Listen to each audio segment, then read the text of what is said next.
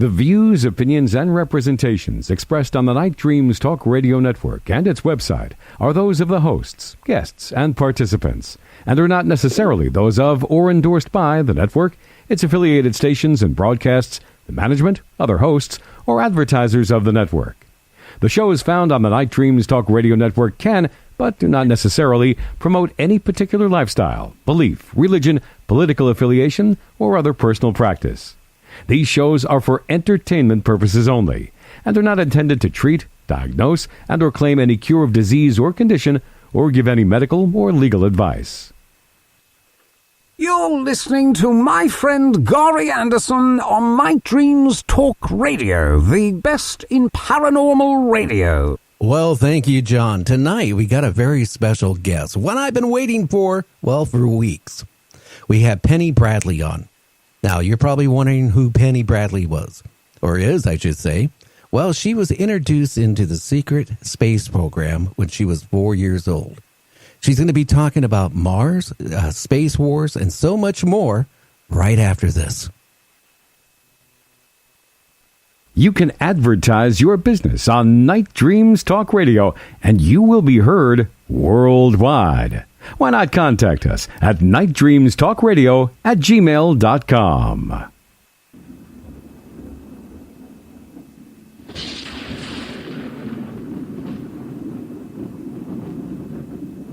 You are listening to Night Dreams Talk Radio Network, from our compound to you worldwide, with your host, Gary Anderson. Well, what you need to do now is go get yourself a cup of Java, a nice easy chair to sit in, and get ready for some, interesting facts. What happened to Penney Bradley when she was 4 years old?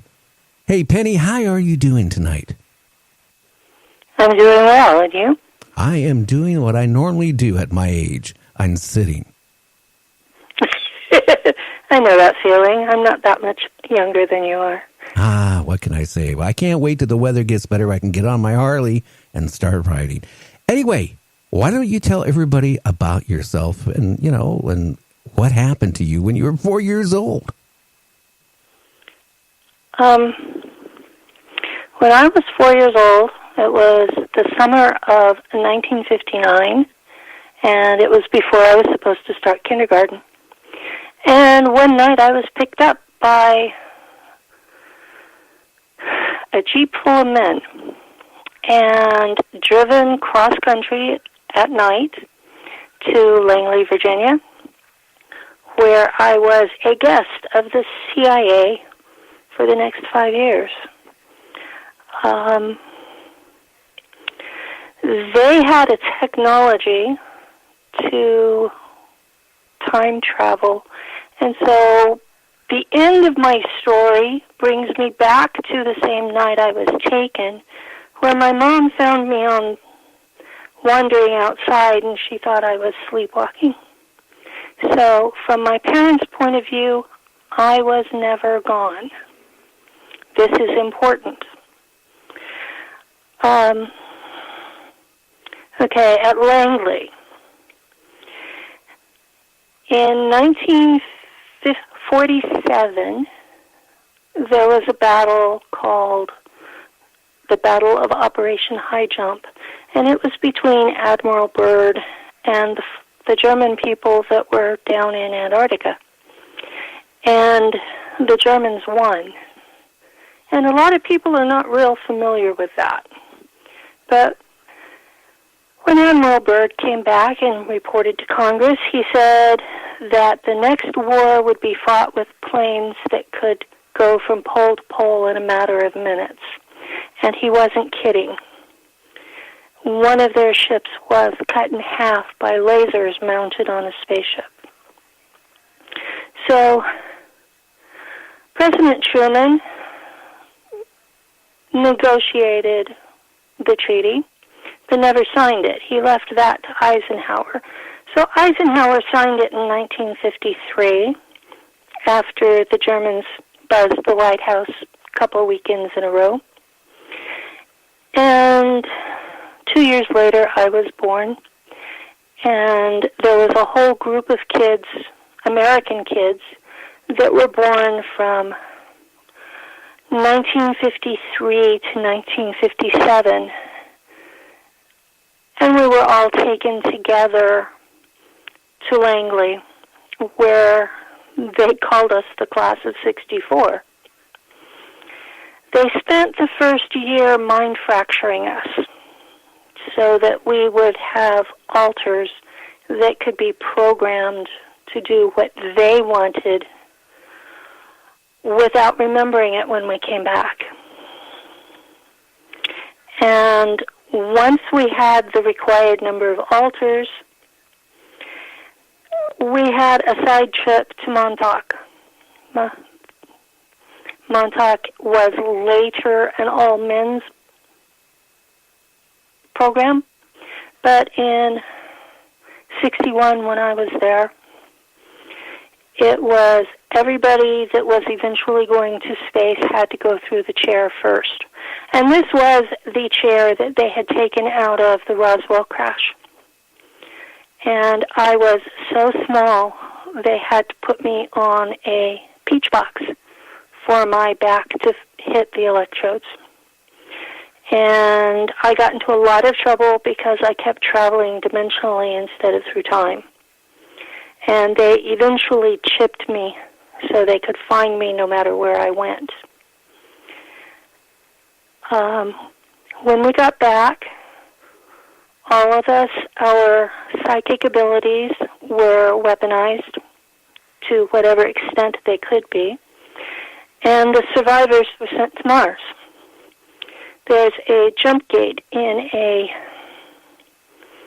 skyscraper somewhere in New York City, and it's not the Empire State Building, but it's one that was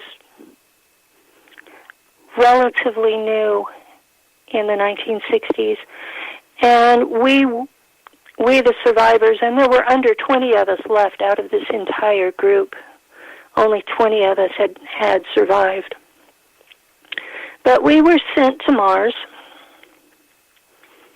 and turned over to the German colony there. Well, to their credit, the Germans did not like idiots. So they spent 10 years educating us before they put us into service. Because when we got out of Langley, we couldn't read, we couldn't write, we couldn't do math, we couldn't talk. We had only been taught to use our psi abilities. And so the Germans on Mars had a base, Ares Prima, and they taught Schule Prussian style, where it was everybody talks out loud, and if you say it wrong, you get whacked with a ruler. And you learned really, really quick to pronounce things properly. You learned really quick to make sense when you talked, and to not give the teacher a hard time. But it was a Teutonic culture. Everybody thinks that the Germans in space are Nazis. They're not. They're more like the Teutonic Knights that were before the Nazis. And so they had this thing about that you were supposed to be aggressive. You were encouraged to bully. And then they took that aggression and said, you have to be respectful of your superiors, and you have to follow orders, even if it means you die in the process. And, and by the way, we have a war we want you to fight in. They had started a war with two of the native species on Mars. There was a third native species that did their best to stay out of the way. But the Germans, when they got to Mars, they didn't like where they were, their assigned quarters were that belonged to their allies. And so they started a war to gain territory where they wanted it. And they went through and used what were low-level nukes and took out entire communities. It was a really nasty mess. And then I showed up, and I showed up there in 1964, and in 1975, I was put behind the cockpit of a, I want to say a jet, but it isn't. It's a plasma plane, and it resembles an F-15, which we're not even on Earth for another 30 years. But I had a couple of jobs while I was a fighter pilot. The first one was to take out nests of the native raptors, and the second one was to do ghoul duty, which was to find all human remains and bring them back to base. And that was because we had technology where we could bring people back from the dead. But that's a whole other ball of wax. And I was occasionally asked to capture the Mars mantids for questioning. And when I did, I'd invariably end up eaten by a spider. So they didn't send me very often because they'd have to go find me. I got in trouble in 1990 for falling in love with someone, and then he got captured by the raptors, and I panicked in spite of all of my training when I found him captured.